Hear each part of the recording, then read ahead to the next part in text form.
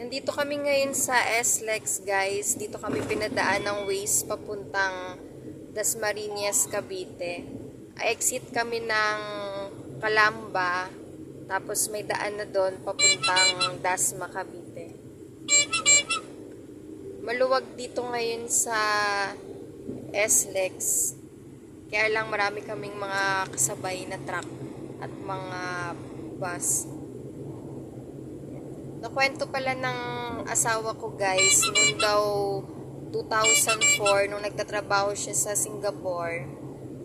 2004 pa lang noon sa Singapore, wala nang mga barrier yung mga toll gate nila.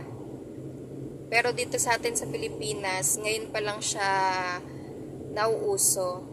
Pero hindi pa rin siya kumpletong 100% na lahat walang barrier. Yung iba meron, yung iba wala. So sana dumating din yung panahon na maging 100% din na wala ng barrier yung mga toll gate natin dito sa Pilipinas para mas mabilis yung paglalakbay ng mga bumabiyahe.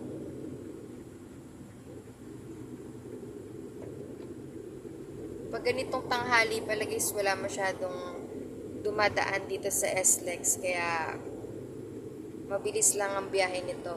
48 minutes na lang nandun na kami sa Dasma, Cavite.